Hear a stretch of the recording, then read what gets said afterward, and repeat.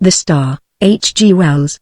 It was on the first day of the new year that the announcement was made, almost simultaneously from 3 observatories, that the motion of the planet Neptune, the outermost of all the planets that wheel about the Sun, had become very erratic. Ogilvy had already called attention to a suspected retardation in its velocity in December. Such a piece of news was scarcely calculated to interest a world the greater portion of whose inhabitants were unaware of the existence of the planet Neptune, nor outside the astronomical profession did the subsequent discovery of a faint remote speck of light in the region of the perturbed planet cause any very great excitement.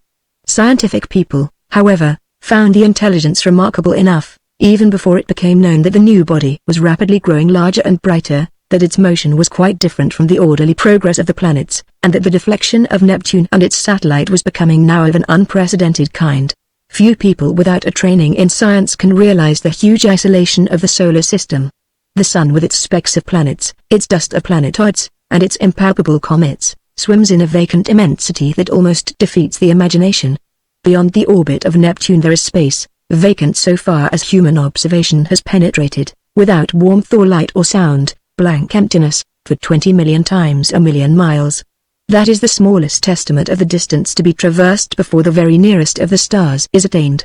And, saving a few comets more unsubstantial than the thinnest flame, no matter had ever to human knowledge crossed this gulf of space until early in the 20th century this strange wanderer appeared. A vast mass of matter it was, bulky, heavy, rushing without warning out of the black mystery of the sky into the radiance of the Sun. By the second day it was clearly visible to any decent instrument, as a speck with a barely sensible diameter, in the constellation Leonie Regulus. In a little while an opera glass could attain it. On the third day of the new year the newspaper readers of 2 hemispheres were made aware for the first time of the real importance of this unusual apparition in the heavens. A planetary collision, one London paper headed the news, and proclaimed Duquesne's opinion that this strange new planet would probably collide with Neptune. The leader writers enlarged upon the topic, so that in most of the capitals of the world, on January 3rd, there was an expectation, however vague, of some imminent phenomenon in the sky, and as the night followed the sunset round the globe, thousands of men turned their eyes skyward to see their old familiar stars just as they had always been, until it was dawn in London and Pollux setting and the stars overhead grown pale. The winter's dawn it was, a sickly filtering accumulation of daylight, and the light of gas and candles shone yellow in the windows to show where people were astir. But the yawning policeman saw the thing, the busy crowds in the markets stopped agape, workmen going to their work betimes, milkmen, the drivers of news carts, dissipation going home jaded and pale, homeless wanderers, sentinels on their beats, and, in the country, laborers drudging afield, poachers slinking home. All over the dusky quickening country it could be seen and out at sea by seamen watching for the day a great white star, come suddenly into the westward sky. Brighter it was than any star in our skies, brighter than the evening star at its brightest. It still glowed out white and large, no mere twinkling spot of light, but a small, round, clear shining disk, an hour after the day had come. And where science has not reached, men stared and feared, telling one another of the wars and pestilences that are foreshadowed by these fiery signs in the heavens. Sturdy Boers, dusky Hottentots, Gold Coast Negroes, Frenchmen, Spaniards, Portuguese, stood in the warmth of the sunrise watching the setting of this strange new star, and in 100 observatories there had been suppressed excitement, rising almost to shouting pitch, as the 2 remote bodies had rushed together, and are hurrying to and fro, to gather photographic apparatus and spectroscope, and this appliance and that, to record this novel, astonishing sight, the destruction of a world. For it was a world, a sister planet of our Earth, far greater than our Earth indeed, that had so suddenly flashed into flaming death. Neptune it was had been struck, fairly and squarely, by the strange planet from outer space, and the heat of the concussion had incontinently turned 2 solid globes into one vast mass of incandescence. Round the world that day, 2 hours before the dawn, went the pallid great white star, fading only as it sank westward and the sun mounted above it. Everywhere men marveled at it, but of all those who saw it none could have marveled more than those sailors, habitual watchers of the stars, who far away at sea had heard nothing of its advent and saw it now rise like a pygmy moon and climb zenithward and hang overhead and sink westward with the passing of the night. And when next it rose over Europe everywhere were crowds of watchers on hilly slopes, on house roofs, in open spaces, staring eastward for the rising of the great new star. It rose with a white glow in front of it, like the glare of a white fire, and those who had seen it come into existence the night before cried out at the sight of it. It is larger, they cried. It is brighter. And indeed the moon, a quarter full and sinking in the west, was in its apparent size beyond comparison, but scarcely in all its breadth had it as much brightness now as the little circle of a strange new star. It is brighter, cried the people clustering in the streets. But in the dim observatories the watchers held their breath and peered at one another. It is nearer, they said. Nearer, and voice after voice repeated, it is nearer, and the clicking telegraph took that up, and it trembled along telephone wires, and in 1,000 cities grimy compositors fingered the type. It is nearer. Men writing in offices, struck with a strange realization, flung down their pens. Men talking in 1,000 places suddenly came upon a grotesque possibility in those words, it is nearer. It hurried along awakening streets, it was shouted down the frost-stilled ways of quiet villages. Men who had read these things from the throbbing tape stood in yellow-lit doorways shouting the news to the passers-by. It is nearer. Pretty women, flushed and glittering, heard the news told jestingly between the dances, and feigned an intelligent interest they did not feel. Nearer. Indeed. How curious. How very, very clever people must be to find out things like that. Lonely tramps faring through the wintry night murmured those words to comfort themselves looking skyward. It is need to be nearer, for the night's as cold as charity.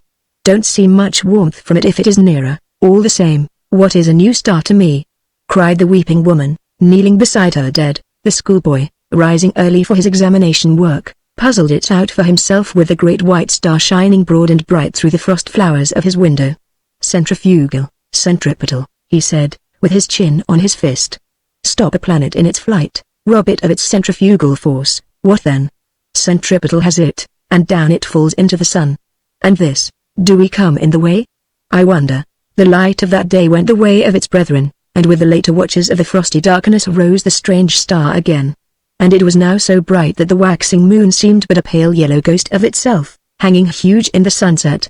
In a South African city a great man had married, and the streets were alight to welcome his return with his bride. Even the skies have illuminated, said the flatterer. Under Capricorn, two Negro lovers, daring the wild beasts and evil spirits for love of one another, crouched together in a cane-brake where the fireflies hovered. That is our star, they whispered, and felt strangely comforted by the sweet brilliance of its light. The master mathematician sat in his private room and pushed the papers from him. His calculations were already finished. In a small white file there still remained a little of the drug that had kept him awake and active for 4 long nights. Each day, serene, explicit, patient as ever, he had given his lecture to his students, and then had come back at once to this momentous calculation. His face was grave, a little drawn and hectic from his drugged activity. For some time he seemed lost in thought. Then he went to the window, and the blind went up with a click. Halfway up the sky, over the clustering roofs, chimneys, and steeples of the city, hung the star. He looked at it as one might look into the eyes of a brave enemy. You may kill me, he said after a silence.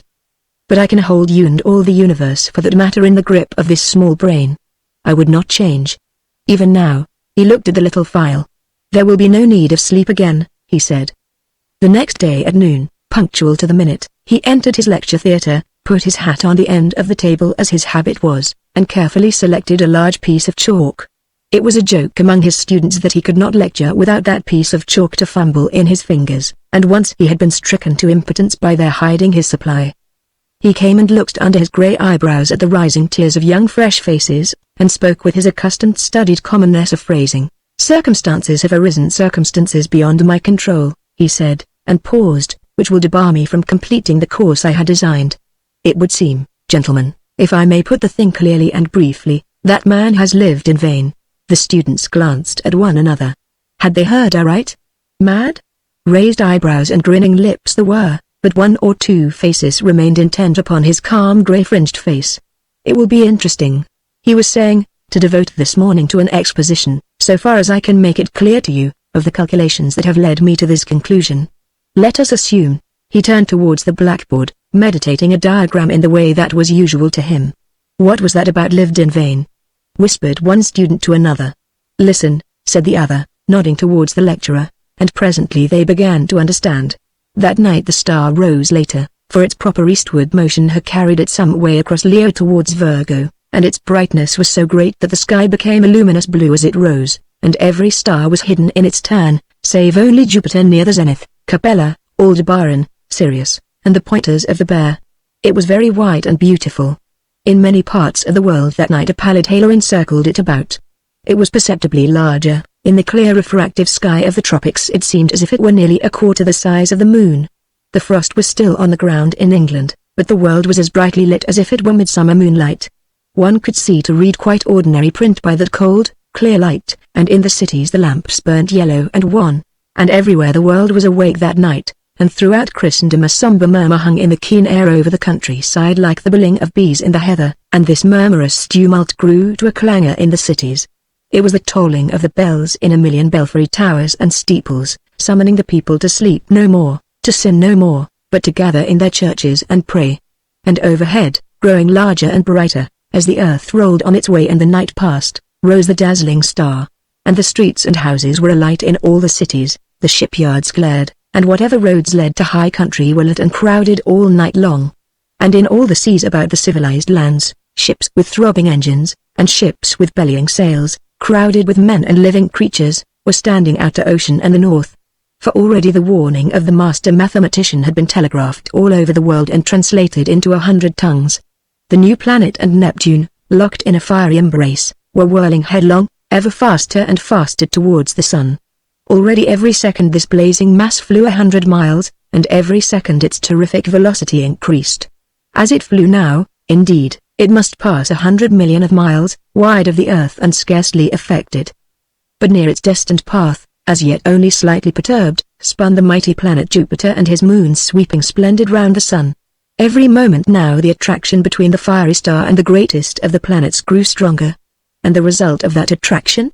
Inevitably Jupiter would be deflected from its orbit into an elliptical path, and the burning star, swung by his attraction wide of its sunward rush, would describe a curved path, and perhaps collide with, and certainly pass very close to, our Earth. Earthquakes, volcanic outbreaks, cyclones, sea waves, floods, and a steady rise in temperature to I know not what limits, so prophesied the master mathematician, and overhead, to carry out his words, lonely and cold and livid blazed the star of the coming doom. To many who stared at it that night until their eyes ached it seemed that it was visibly approaching. And that night, too, the weather changed, and the frost that had gripped all Central Europe and France and England softened towards a thaw. But you must not imagine, because I have spoken of people praying through the night and people going aboard ships and people fleeing towards mountainous country, that the whole world was already in a terror because of the star. As a matter of fact, use and won't still ruled the world, and save for the talk of idle moments and the splendor of the night, 9 human beings out of 10 were still busy at their common occupations. In all the cities the shops, save one here and there, opened and closed at their proper hours, the doctor and the undertaker plied their trades, the workers gathered in the factories, soldiers drilled, scholars studied, lovers sought one another, thieves lurked and fled, politicians planned their schemes. The presses of the newspapers roared through the nights, and many a priest of this church and that would not open his holy building to further what he considered a foolish panic. The newspapers insisted on the lesson of the year 1000 for then, too, people had anticipated the end. The star was no star, mere gas, a comet, and were it a star it could not possibly strike the earth. There was no precedent for such a thing. Common sense was sturdy everywhere, scornful, jesting, a little inclined to persecute the obdurate fearful. That night, at 7:15 by Greenwich time, the star would be at its nearest to Jupiter. Then the world would see the turn things would take. The master mathematician's grim warnings were treated by many as so much mere elaborate self-advertisement. Common sense at last, a little heated by argument, signified its unalterable convictions by going to bed. So, too, barbarism and savagery, already tired of the novelty, went about their nightly business, and, save for a howling dog here and there, the beast world left the star unheeded. And yet, when at last the watchers in the European states saw the star rise, an hour later, it is true, but no larger than it had been the night before, there were still plenty awake to laugh at the master mathematician, to take the danger as if it had passed. But hereafter the laughter ceased. The star grew, it grew with a terrible steadiness hour after hour, a little larger each hour, a little nearer the midnight zenith, and brighter, until it had turned night into a second day. Had it come straight to the earth instead of in a curved path, had it lost no velocity to Jupiter, it must have leapt the intervening gulf in a day, but as it was, it took 5 days altogether to come by our planet. The next night it had become a third the size of the moon before it set to English eyes, and the thaw was assured. It rose over America near the size of the moon, but blinding white to look at, and hot, and a breath of hot wind blew now with its rising and gathering strength, and in Virginia, and Brazil, and down the St. Lawrence Valley, it shone intermittently through a driving reek of thunderclouds, flickering violet lightning, and hail unprecedented. In Manitoba was a thaw and devastating floods. And upon all the mountains of the earth the snow and ice began to melt that night, and all the rivers coming out of high country flowed thick and turbid, and soon in their upper reaches with swirling trees and the bodies of beasts and men. They rose steadily, steadily in the ghostly brilliance, and came trickling over their banks at last, behind the flying population of their valleys, and along the coast of Argentina and up the South Atlantic the tides were higher than had ever been in the memory of man, and the storms drove the waters in many cases scores of miles inland, drowning whole cities. And so great grew the heat during the night that the rising of the sun was like the coming of a shadow. The earthquakes began and grew until all down America from the Arctic Circle to Cape Horn, hillsides were sliding, fissures were opening, and houses and walls crumbling to destruction. The whole side of Cotopaxi slipped out in one vast convulsion, and a tumult of lava poured out so high and broad and swift and liquid that in one day it reached the sea. So the star, with the one moon in its wake, marched across the Pacific, trailed the thunderstorms like the hem of a robe, and the growing tidal wave that toiled behind it, frothing and eager, poured over island and swept them clear of men, until that wave came at last in a blinding light and with the breath of a furnace, swift and terrible it came a wall of water, 50 feet high, roaring hungrily, upon the long coasts of Asia, and swept inland across the plains of China. For a space the star, hotter now and larger and brighter than the sun in its strength, showed with pitiless brilliance the wide and populous country, towns and villages with their pagodas and trees, roads, wide cultivated fields, millions of sleepless people staring in helpless terror at the incandescent sky, and then, low and growing, came the murmur of the flood. And thus it was with millions of men that night, a flight now or there, with limbs heavy with heat and breath fierce and scant, and the flood like a wall swift and white behind. And then death. China was lit glowing white, but over Japan and Java and all the islands of Eastern Asia the great star was a ball of dull red fire because of the steam and smoke and ashes the volcanoes were spouting forth to salute its coming. Above was the lava, hot gases and ash, and below the seething floods, and the whole earth swayed and rumbled with the earthquake shocks. Soon the immemorial snows of Tibet and the Himalaya were melting and pouring down by 10 million deepening converging channels upon the plains of Burma and Hindustan. The tangled summits of the Indian jungles were aflame in 1,000 places, and below the hurrying waters around the stems were dark objects that still struggled feebly and reflected the blood-red tongues of fire. And in a rudderless confusion a multitude of men and women fled down the broad riverways to that one last hope of men, the open sea. Larger grew the star, and larger, hotter, and brighter with a terrible swiftness now. The tropical ocean had lost its phosphorescence, and the whirling steam rose in ghostly wreaths from the black waves that plunged incessantly, speckled with storm-tossed ships. And then came a wonder. It seemed to those who in Europe watched for the rising of the star that the world must have ceased its rotation. In 1,000 open spaces of down and upland the people who had fled thither from the floods and the falling houses and sliding slopes of hill watched for that rising in vain. Hour followed hour through a terrible suspense, and the star rose not. Once again men set their eyes upon the old constellations they had counted lost to them forever.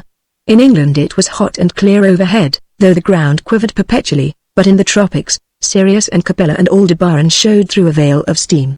And when at last the great star rose near 10 hours late, the sun rose close upon it, and in the center of its white heart was a disk of black. Over Asia it was the star had begun to fall behind the movement of the sky, and then suddenly, as it hung over India, its light had been veiled.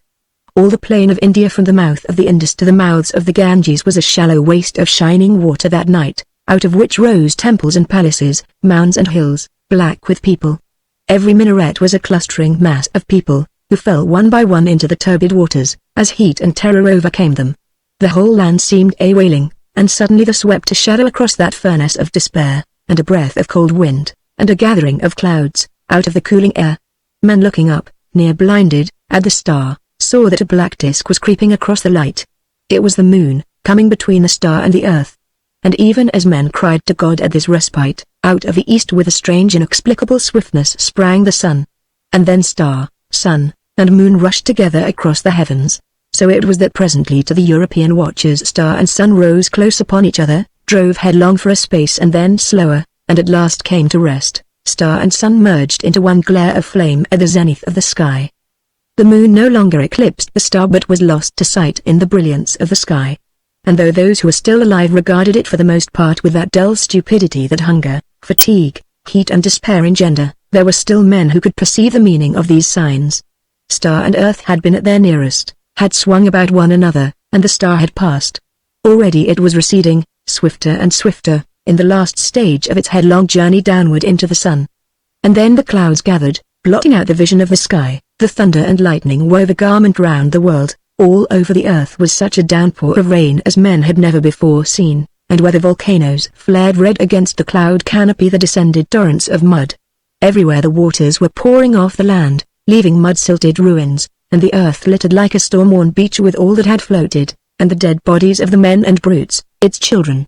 For days the water streamed off the land, sweeping away soil and trees and houses in the way, and piling huge dikes and scooping out titanic gullies over the countryside.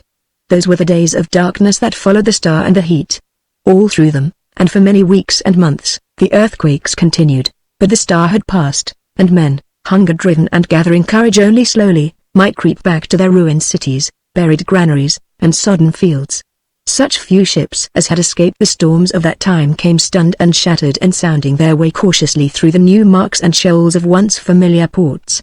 And as the storms subsided men perceived that everywhere the days were hotter than of yore, and the sun larger, and the moon, shrunk to a third of its former size, took now 80 days between its new and new, but of the new brotherhood that grew presently among men, of the saving of laws and books and machines, of the strange change that had come over Iceland and Greenland and the shores of Baffin's Bay, so that the sailors coming there presently found them green and gracious, and could scarce believe their eyes, this story does not tell.